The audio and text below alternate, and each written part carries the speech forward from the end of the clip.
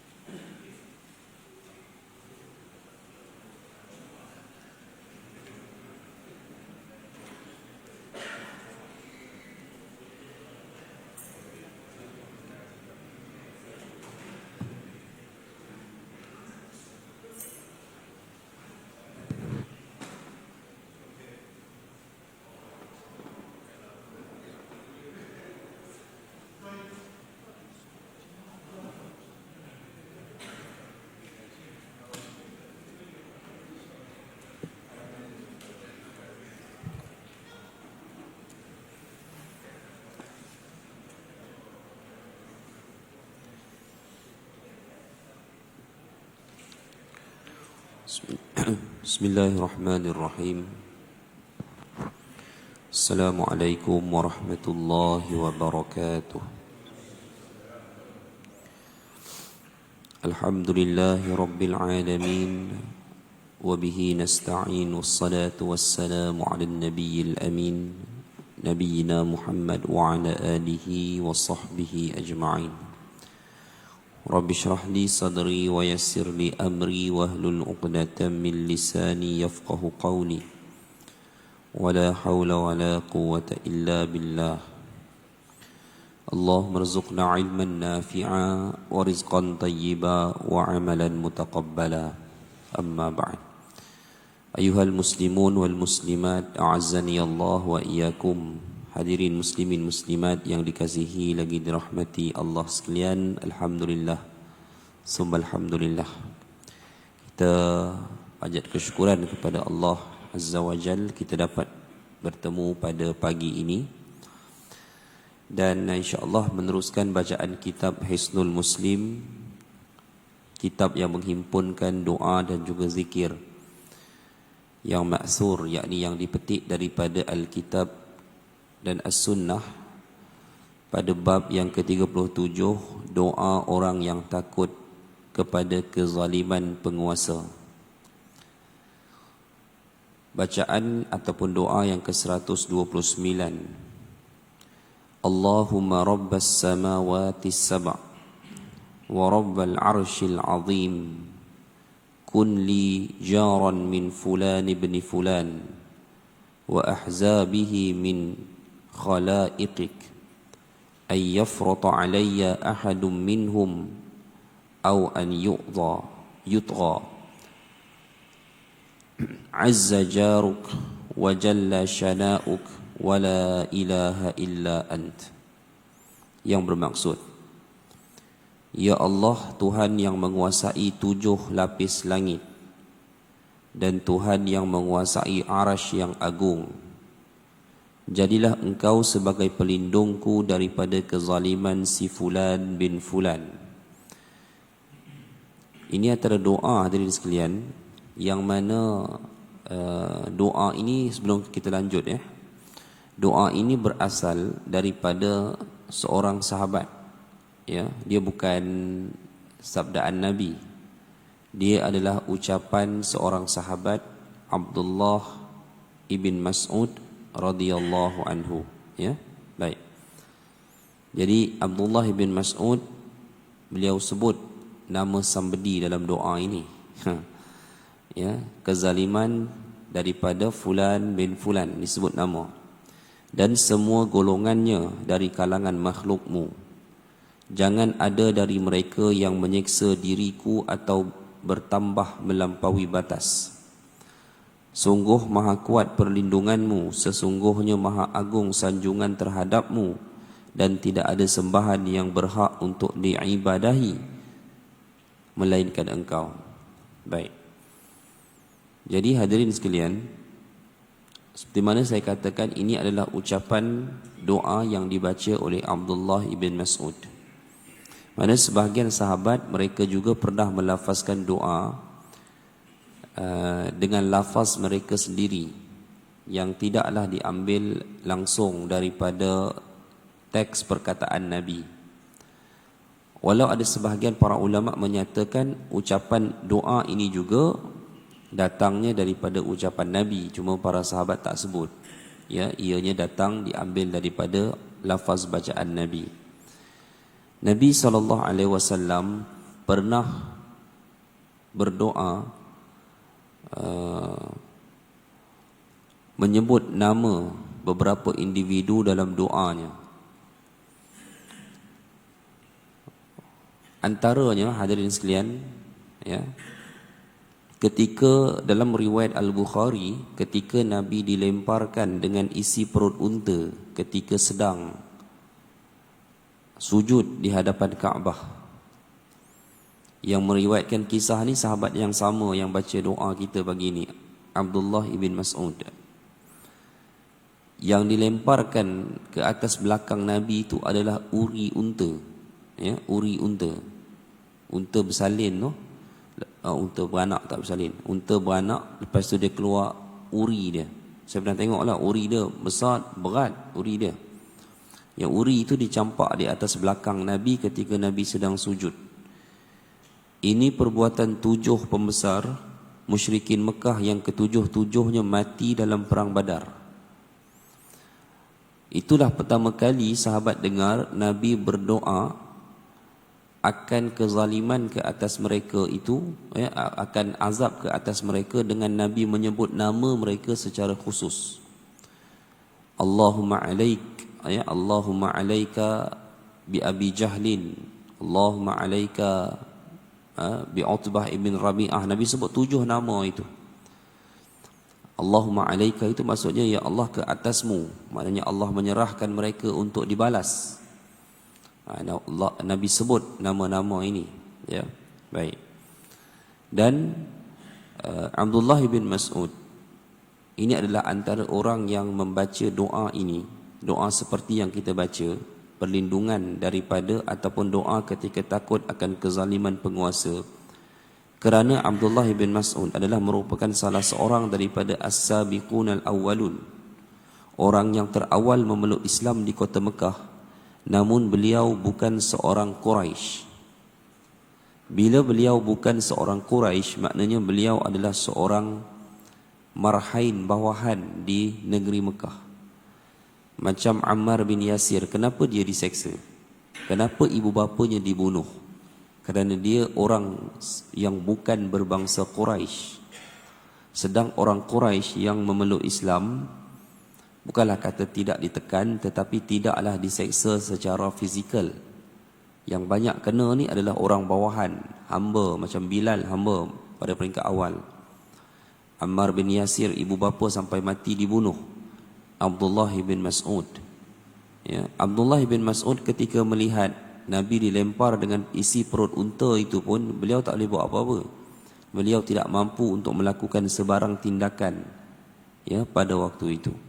Maka dengan sebab itulah hadirin sekalian, munculnya doa-doa yang dibaca ketika seseorang itu takut akan kezaliman penguasa dia. Sebab Nabi pun tak bagi lawan. Kalau tuan-tuan tengok asalnya ketika mana dakwah Nabi di peringkat Mekah, tak ada jihad yang Allah Ta'ala fardukan, tak ada. Jihad ni hanya bermula dengan peperangan dan sebagainya. Ini hanya bermula di Madinah. Ketika mana? Ketika telah terbinanya sebuah kerajaan. Apabila terbina sebuah kerajaan, barulah Allah fardukan jihad. Selama tidak punya kerajaan, tidak ada kefarduan jihad yang Allah beri kepada kaum muslimin. Bahkan hadirin sekalian, ketika awal-awal Nabi memulakan dakwah, masa tu orang yang Islam ni siapa tuan-tuan waktu tu? Abu Bakar, Bilal, Khadijah, Ummu Aiman dan Ali bin Abi Talib. Ini 5 orang terawal. Ada seorang mungkin tuan-tuan perempuan tak pernah dengar, Ummu Aiman. Ummu Aiman ini hamba Abdullah. Meninggal ayah Nabi, turun kepada Aminah, mak Nabi. Meninggal mak Nabi, turun kepada Nabi. Jadi hamba Nabi. Lahir 13 tahun sebelum Nabi lahir. Ummu Aiman. Satu-satu sahabat di atas muka bumi yang lahir sebelum Nabi lahir dan wafat selepas Nabi wafat. Ini aneh tuan-tuan. Dalam kalangan sahabat Nabi tak ada yang lahir sebelum Nabi dan wafat selepas Nabi, tak ada. Hanya Ummu Aiman ni seorang. Ini antara orang yang terawal Islam selepas Khadijah. Ummu Aiman, Ali, Abu Bakar dan Bilal. Tapi yang boleh membantu dakwah pada masa itu hanya 2 orang saja di lapangan, iaitu Abu Bakar dan juga Bilal. Ummu Aiman, Khadijah wanita, Ali masih lagi kanak-kanak pada waktu itu. Pada waktu 5 orang ini sahaja yang baru Islam, 5 orang ini sahaja pada waktu itu yang memeluk Islam. Datang ke Mekah satu orang lelaki yang mana dia tak tahu pun Nabi ada di Mekah, tak tahu, dia tak tahu apa. Cuma dia ni keliru dengan penyembahan berhala di negeri dia. Dia pun cuba mencari kebenaran. Allah takdirkan dia sampai ke kota Mekah. Dia sampai ke kota Mekah di saat Nabi baru menerima wahyu.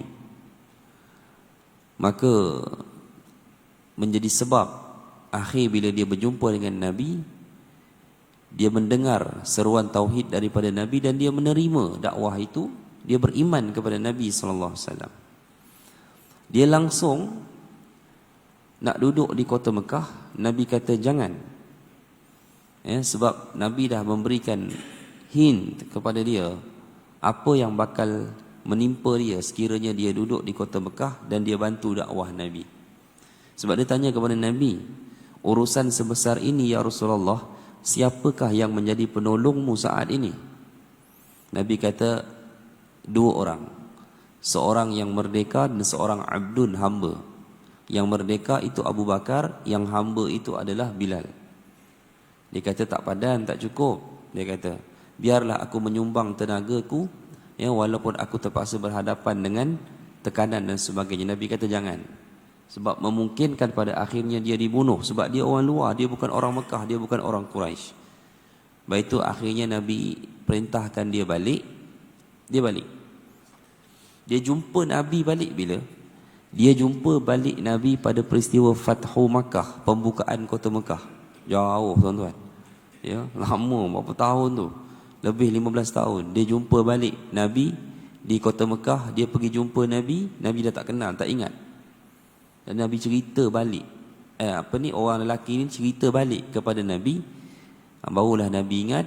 Waktu itu langsung Nabi mengajarkan kepadanya tata cara solat.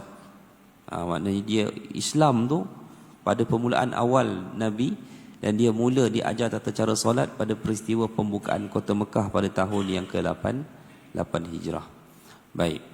Jadi hadirin sekalian, di sini kita lihat bahawa Nabi sendiri pun, ya, kenapa Nabi sebut kepada sahabat itu jangan korbankan diri, ya, untuk membantu dakwah ini pada waktu ketika itu. Sebab dia tak ada kekuatan.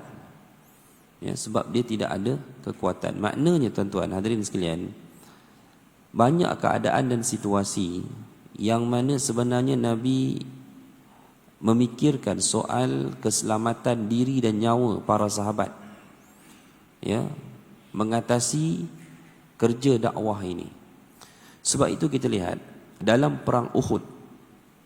Perang Uhud, maklumat risikan yang Nabi terima, Quraisy menurunkan 3,000 angkatan tentera. Dia tak macam Badar.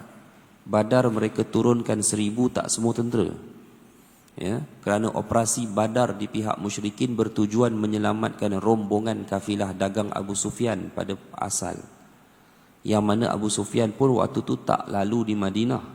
Lalu di jalan pantai barat 120 km di sebelah barat kota Madinah.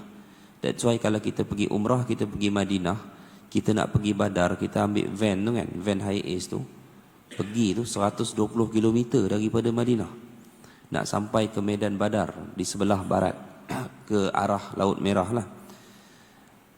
Uhud, musyrikin keluarkan 3,000 tentera dan lengkap, kesemuanya adalah tentera yang lengkap bersenjata. Apa keputusan awal hadirin sekalian? Nabi tak mahu keluar daripada kota Madinah. Apa yang Nabi buat? Nabi memilih untuk mempertahankan nyawa umat Islam atau nyawa penduduk Madinah pada waktu itu. Okey? Ini strategi.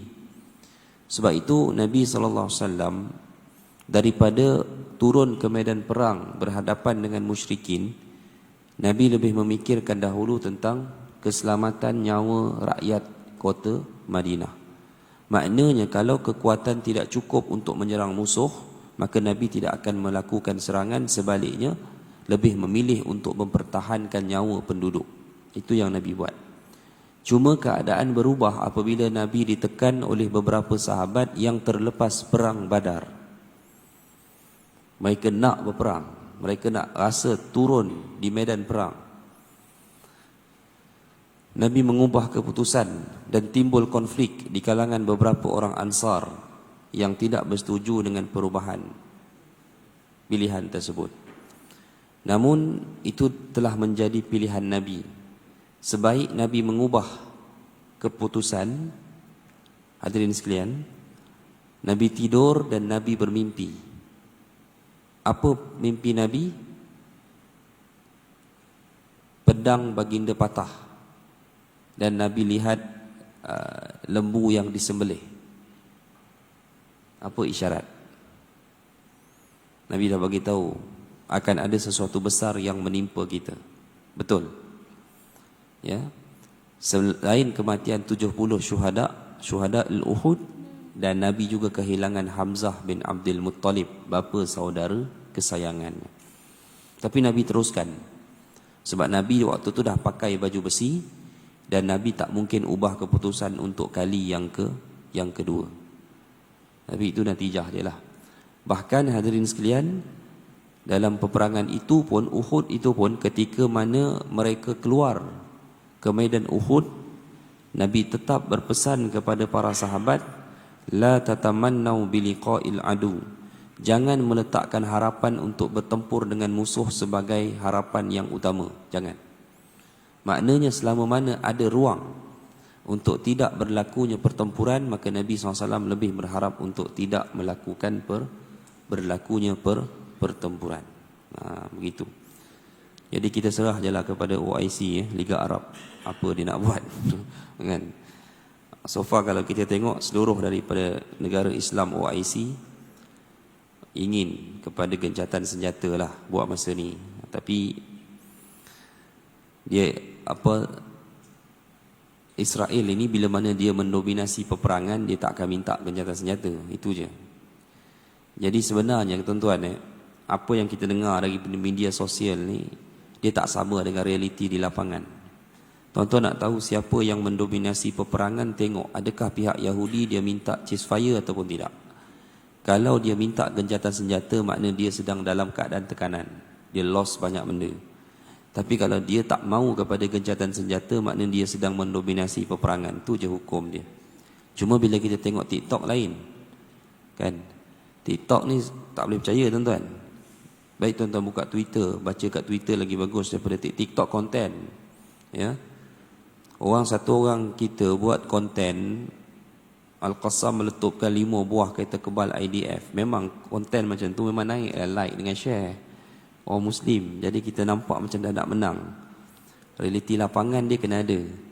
Realiti lapangan, Gaza tu terbelah 2 tuan-tuan. Dia pun jumpa kawan saya orang Gaza, duduk 11 bulan tak boleh balik lah. Dia saya tanya lah family macam mana. Alhamdulillah still alive, dia kata. Tu je lah jawapan dia. Alhamdulillah lah, masih hidup, dia kata. Dia duduk di bandar Gaza. Bandar Gaza dia tak kacau sangat tuan-tuan. Bandar Gaza tu dia tak kacau sangat. Dia kacau keliling. Dia pun tak apa attack sangat di tengah-tengah bandar. Sebab dia Israel dia ada impian dia nak ambil Gaza tu kan. Dia pun tak nak ambil Gaza dalam keadaan hancur lebur Gaza tu. Teruk nak buat pembangunan semula. Dia kawasan pinggir dia kena teruk. Situasi sekarang dia pecah 2, dia nak belah 2 Gaza itu. Dia ada 5 daerah. Dia akan ambil di bahagian utara dan bahagian daerah kedua, Gaza City, yang bersempadan dengan middle Gaza lah, Gaza tengah. Dia bila dia masuk ground attack ni, dia ada potensi lah nak ambil semua tu.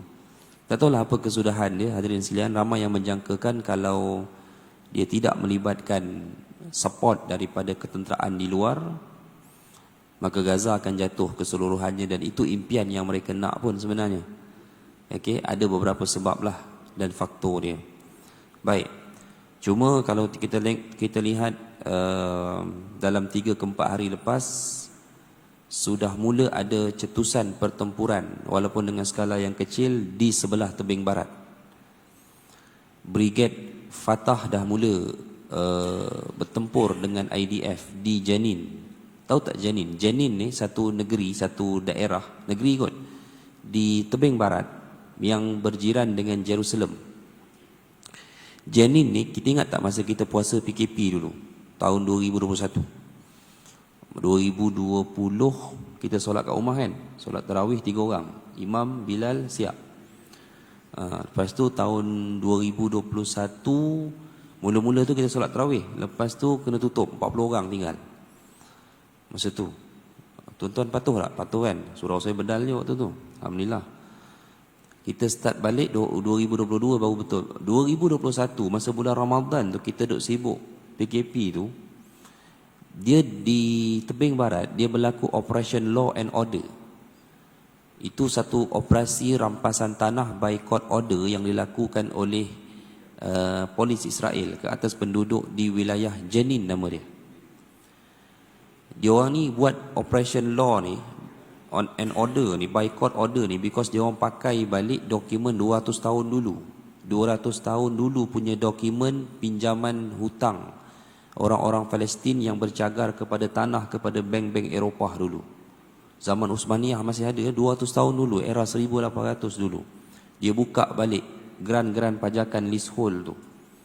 Okey, waktu tu hadirin sekalian,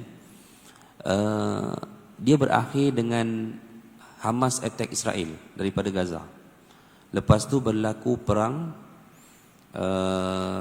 di Gaza lah. Israel balas balik waktu tu, dan dia berakhir dengan satu gencatan senjata. Ya, habis, tamat. Dan operasi itu pun dihentikan seketika di wilayah Jenin. Hari ini Jenin dah berlaku pertempuran. Cuma brigade yang berperang dengan Israel tu dia brigade lain. Brigade di bawah Parti Fatah, berideologi nasionalis. Brigade apa dia panggil? Nablus Balata dia panggil. Cuma Fatah ni dia parti kerajaan. Jadi dia punya Brigade Nablus Balata ni dia ada Balata Camp. Dia ada camp brigade sendiri di Janin itu, di Nablus tempat dia. Ya. Dia sebab di kerajaan kan, Fatah ni dia parti kerajaan. Cuma dia punya ideologi dia nasionalis. Dia bukan macam Al-Qassam lah. Al-Qassam ni nampak Islamis. Dia punya dia punya ideologi. So yang ni dia ideologi dia more kepada nasionalis. Dia penampilan pun lain. Dia perang ni pakai seluar jin. Dia combat pakai seluar jin, pakai t-shirt ronek warna hitam, pakai vest military, pakai topeng hitam. Ala-ala ada filem The Expendable lah kalau tuan-tuan tengok. Macam tu. Ya. Tapi dah mula berlaku lah pertempuran di situ. Jadi Allahu a'lam apa kesudahan dia. Ya. Kita sama-sama tunggu je lah. Ni pun perang ni pun kita tengok dia akan mengambil masa yang lebih lama. Dan ini ada persidangan OIC dan Liga Arab di Riyadh. Perdana Menteri kita pun berada di sana semalam. Dan masih lagi berada di sana kot, tidak silap saya lah. Ada melakukan beberapa pertemuan dengan beberapa pemimpin negara selepas persidangan. Baik, hadirin mati Allah sekalian. So ini doa yang dibaca lah, yang Nabi SAW sahabat ajarkan kepada kita. Ya, baik. Seterusnya, yang kedua, ucapan doa yang dibaca oleh Abdullah ibn Abbas radhiyallahu anhu. Baik. Allahu Akbar. Allahumma a'azzu min khalqihi jami'an. Allah Maha Besar.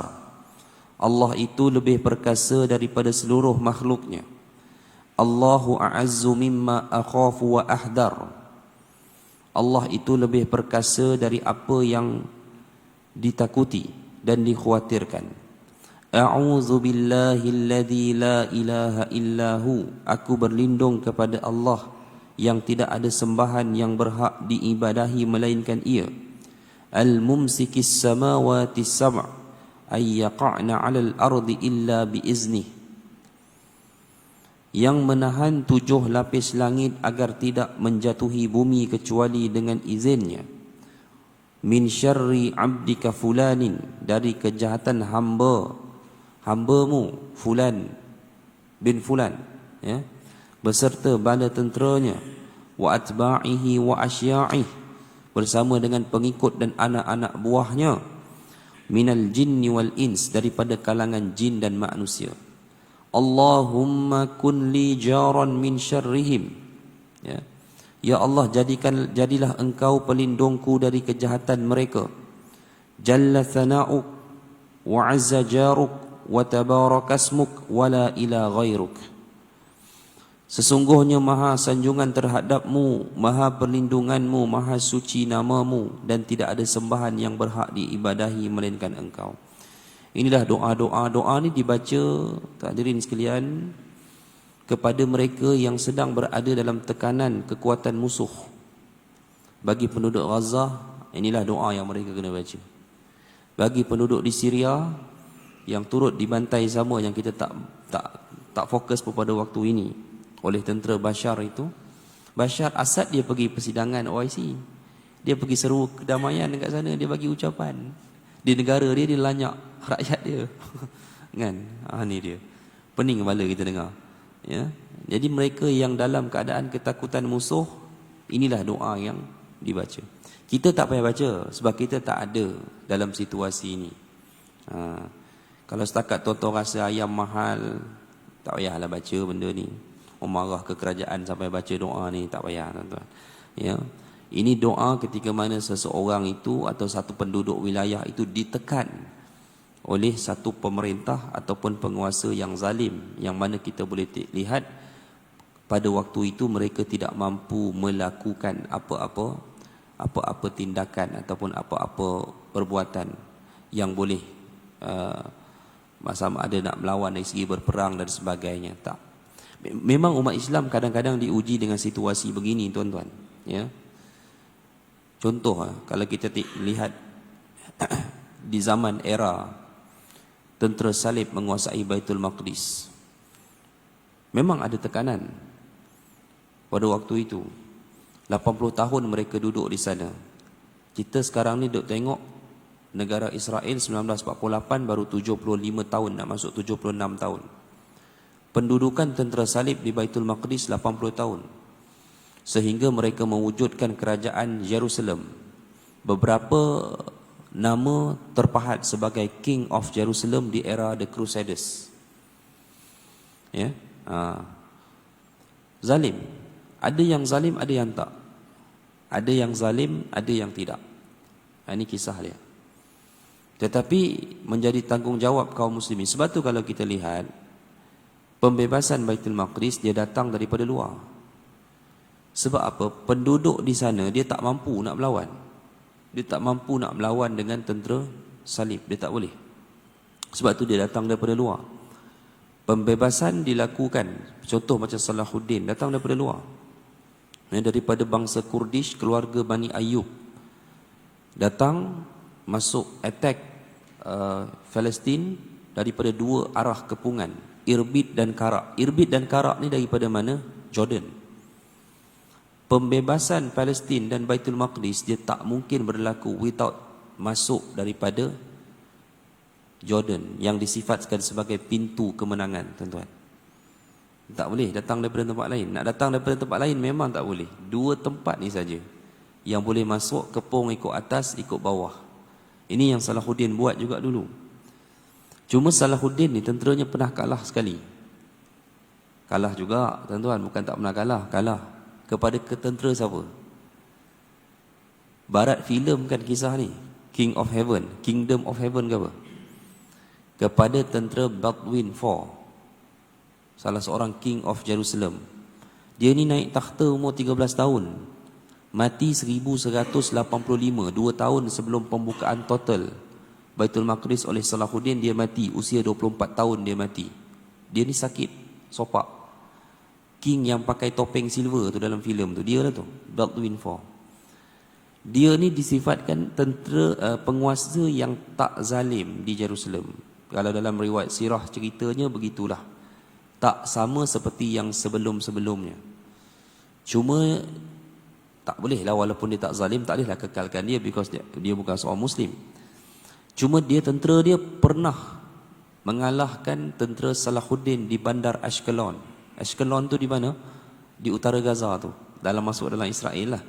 Antara bandar pertama yang Hamas attack dulu 7 Oktober dulu, Ashkelon bandar itu. Macam mana Salahuddin boleh sampai ke sana? Datang daripada Jordan, daripada bandar Karak di selatan Laut Mati. Masuk daripada Karak. Sebab tu Baldwin kata, assemble the army, kumpulkan tentera, kita nak pergi attack. Sebab jangan bagi Salahuddin lepas masuk daripada Karak. Lepas. Cuma mereka berjaya counter balik di bandar Ashkelon. Okey? Ini kisah sejarah sikit lah, saya muatkan sikit. Dia dikatakan antara raja yang tak zalim lah di Jerusalem waktu itu. Tapi yang sebelum-sebelum tu tak boleh, ya. Memang dia orang memerintah dengan cara kekerasan. Cuma zaman kita hidup ni, kita nampak usaha ni dibuat atas nama orang Yahudi. Kalau kita hidup 1000 tahun dulu, kita akan nampak usaha merampas Baitul Maqdis dibuat atas nama salib. Tapi sebenarnya dua-dua situasi ini walau berjarak 1000 tahun, ya, dia disusun atur dan dicatur oleh pihak yang sama je sebenarnya, tuan-tuan. Generasi yang sama. Sebab itu kalau kita lihat sekarang ini, kezaliman ini dibuat atas gerakan Zionis. Kenapa dia sangat tak berperi kemanusiaan? Okey? Selagi ada budak-budak lah yang dia bunuh.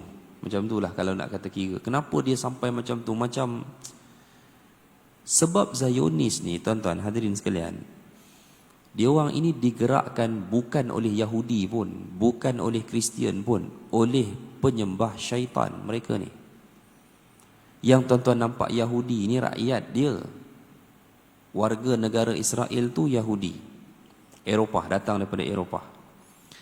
Tapi penggerak gerakan Zionis, orang yang berwayangkan kononnya mereka ni seorang Yahudi dan Nasrani.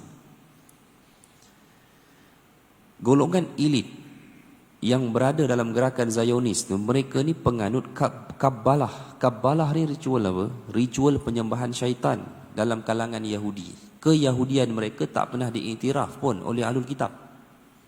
Dan Zionis penggeraknya bukan sahaja Yahudi. Di sana ada watak Kristian yang beraliran evangelis. Di US kan ada evangelis. Evangelis ni Kristian tapi sembah Lucifer, syaitan juga dia orang ni. Sebab itu bila kata dah penyembah syaitan, darah ni memang menjadi satu elemen untuk mencapai kekuasaan, kerana itu syarat yang diberi oleh syaitan. Sebab tu dia punya jahat. Darah ni pula selagi boleh kanak-kanak.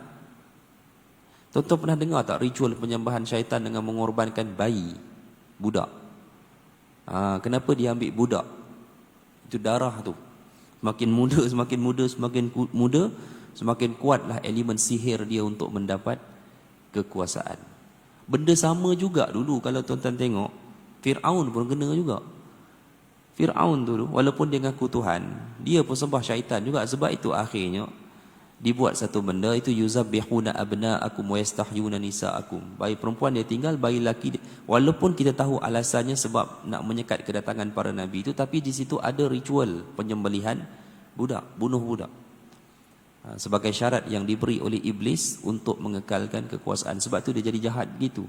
Cuma hari ini kita nampak atas nama Yahudi, dulu dia buat atas nama salib. Katolik Barat. Dia orang ni semua sebenarnya orang apa jahat macam ni tuan-tuan. Tengok balik. 1000 tahun dulu ni watak yang sama je hari ni. King Baldwin ni bangsa apa? King of Jerusalem di zaman The Crusaders. Kalau kita tengok dia datang daripada Perancis. Dia bukan orang Perancis. Dia ni bersuku, bangsa dia pada masa tu dia panggil sebagai suku Angevin, dia panggil. Angevin ni orang apa? Angevin ni adalah assimilate orang Perancis dengan West Germany. West Germany ni orang apa? West Germany ni balik kepada dua suku perosak Eropah, Norman dan Anglo. Dua tu juga. Hak jahat tuan-tuan, hak gila dalam dunia ni, buat benda yang pi mana pun dia akan buat kekacauan, rosak, jajah tanah orang apa semua. Dua suku ni, tak Norman, Anglo. Dua suku ni lah yang menjadi penguasa-penguasa bagi kerajaan-kerajaan Eropah Barat pada hari ini. Dua suku yang pernah diperingatkan oleh Nabi SAW akan kerosakan yang mereka lakukan di atas muka bumi. Dulu dua suku ni dihalangi oleh semua bangsa melalui tembok-tembok yang mereka buat. Tuan-tuan, jahat tak jahat cerita dua suku ni. Bangsa lain buat tembok, salah satunya Zulkarnain. Sebab itu bangsa ni tak pernah sampai ke tanah Arab. Hinggalah tahun era 1000 Masihi baru mereka boleh ada akses turun ke tanah Arab. Dulu tak boleh. Sebab antara sebabnya mereka terhalang laluan mereka itu dengan tembok-tembok yang dibina. Dan salah satu tembok utama adalah tembok yang dibina oleh Zulkarnain. Nak halang siapa? Dua suku ni lah tuan-tuan, Norman, Anglo. Tapi dalam teks kita suku ni disebut lain. Dalam teks kitab sebelum kita, dua suku ni disebut sebagai Gog and Magog. Ini dua suku yang buat kerosakan habis-habisan. Perang salib pun dulu dua suku ni jugalah penggeraknya. Sekarang ni pun di Palestin itu dua suku ni juga sebenarnya. Ya, sebab itu kita tengok siapa kuasa besar di belakang mereka dalam melakukan kerja-kerja ni. Sama juga. Dia orang ni juga. Ya, bukan orang lain. Baik, ini kita kena faham hal ini. Sebab Nabi dah menyifatkan tentang kehancuran bangsa Arab di tangan kejahatan dan kerakusan mereka itu. Ya, baik. Okey, hadirin mati Allah sekalian. Ya, okey. Kita sambung balik. Doa melawan musuh. Ini yang biasa kita dengar dalam apa ni? Doa dalam kunut nazilah. Bacaan yang kita baca dalam kunut nazilah itu sebahagiannya datang daripada riwayat yang sahih, ya. Antaranya hadis riwayat Muslim. Allahumma ya munzilal kitab, ya, sari al hisab, ihzimil ahzab, Allahumma ihzimhum wazalzilhum. Doa ni mungkin lafaz dia tuan-tuan dengar lain sikit. Ini lafaz hadis lah. Yang bermaksud Allahumma ya munzilal kitab, ya Allah yang menurunkan al-kitab, sari'al hisab, yang maha cepat dalam menghisap, ihzimil ahzab, hancurkanlah golongan-golongan yang bersekutu, Allahumma ihzimhum wazalzilhum, ya Allah hancurkan mereka dan goncangkanlah mereka. Inilah doa yang perlu dibaca oleh terutamanya oleh mereka-mereka yang sedang dalam pertempuran berhadapan dengan musuh. Kita taklah terpilih. Ya, kita tak adalah dalam radar itu, tapi siapa yang Allah pilih yang akan berhadapan dengan mereka atau sedang berhadapan, inilah doa yang perlu dan juga yang wajar dibaca mengikut sunnah ataupun mengikut hadis Nabi sallallahu alaihi wasallam. Begitulah. Jadi inilah hadirin mati Allah sekalian, doa-doa yang kita baca, dan relate pula kebetulan tajuk ini, bab ini dengan apa yang sedang menimpa kaum muslimin kita di sana. Ya, itulah hakikatnya. Saya cuba beri faham kepada kita semualah. Sebenarnya apa yang berlaku ni dia tak hanya berlaku di lapangan sebagai satu isu semasa, tetapi dia berlaku seiring dengan apa yang telah diperingatkan pun oleh Nabi sallallahu alaihi wasallam. Hadirin tentang bangsa perosak yang banyak orang tak nampak pun hakikat dia, tapi itulah realiti dia. Sebab itu kalau kita tengok yang membunuh ni kebanyakannya semua tentera upahan, tuan-tuan. Dia Israel ni bila dia berperang, Air Force dia tu US, yang bedal hospital, bedal apa semua ni. Ground attack ni bila dia buat serangan darat, dia pakai private military. Dia bukan tentera Israel betul. Tentera Israel tu jaga ni je, tuan-tuan, jaga apa ni, logistik. Bawa tank, bawa APC boleh lah, kan? Jaga radar apa semua, berhadap dengan orang awam Palestin tu, itu tentera Israel. Kena baling batu pun lari. Tapi yang berperang di lapangan tu, itu semua private military. Semua daripada barat. Semua bangsa-bangsa balik kepada apa yang saya sebut tadi tu. Semua bangsa daripada barat. Dia orang hire tentera-tentera upahan yang memang tak berperi kemanusiaan punya. Okey? Itu sebab tu kalau kita tengok kenapa dia susah nak kalah. Dia cerita kalau perang dengan Israel ni, tuan-tuan, 1948. Ingat tak? Masa sewaktu mana British tamatkan mandat penjajahan, pentadbiran di Palestin, yang sepatutnya Palestin merdeka tu.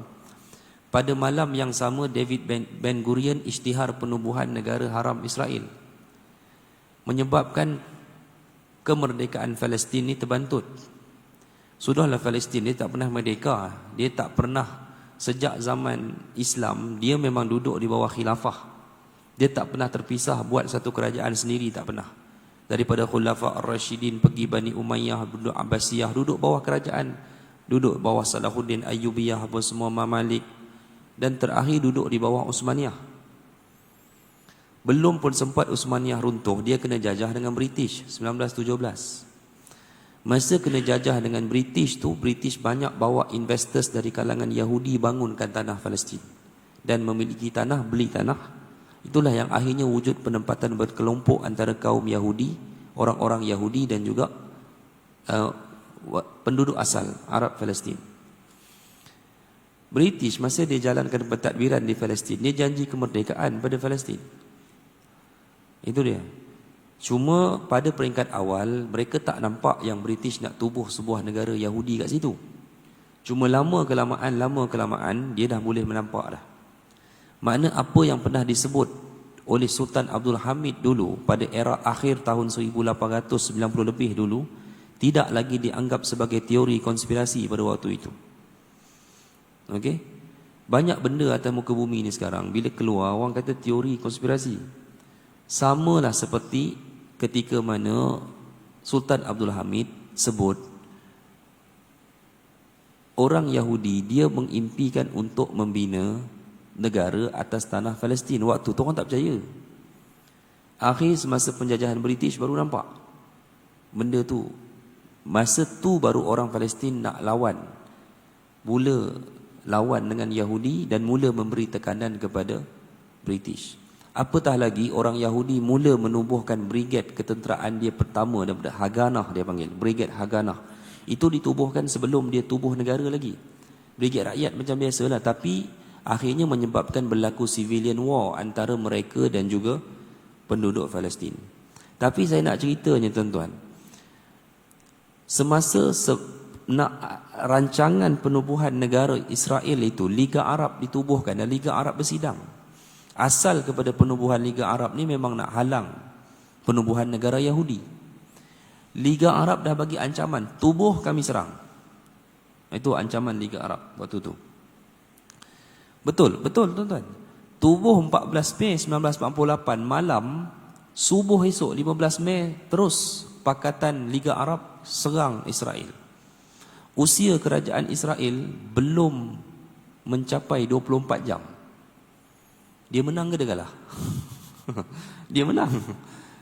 Pertempuran yang berlaku selama 9 bulan daripada 15 Mei 1948 berakhir Mac 1949, 9 bulan, dia menang. Dia hanya tidak dapat mempertahankan, dia hanya tidak dapat menyekat kemarahan infanteri darat Jordan sahaja di tebing barat, itu saja. Yang berakhir dengan seluruh tebing barat menjadi wilayah Jordan pada waktu itu, termasuk Baitul Maqdis. Tapi dengan tentera lain, baik Mesir, baik Iraq, baik Syria, dia menang walaupun usia dia belum 24 jam. Kenapa dia boleh menang macam tu? Sebab bukan dia yang berperang. Mula-mula memang dia berperang, lepas gencatan senjata bukan dia yang berperang. Private military daripada Eropah masuk support mereka. Inilah cerita bertahun-tahun tuan-tuan. 1000 tahun dulu ceritanya macam itulah. Cuma beza watak. Ya. Golongan penyembah syaitan yang 1000 tahun dulu tunggang agama Nasrani, hari ini dia pakai agama Yahudi. Itu saja beza dia. Bukanlah saya kata Yahudi tak salah, salah tetap salah lah, sebab Nabi pun dah bagi tahu perang terakhir umat Islam adalah perang memerangi Yahudi. Nak buat macam mana, dah Yahudi pilih jalan itu, kenalah. Hanya sebahagian kecil mereka lah hak tak bersama Zionis tu mungkin dah terselamat lah. Harapannya dapatlah beriman ketika turunnya Nabi Allah Isa alaihi salam. Itu je lah. Tapi itulah realiti yang kita nak faham. Dia ada kerosakan yang dibuat oleh bangsa dan manusia jadi hilang pedoman.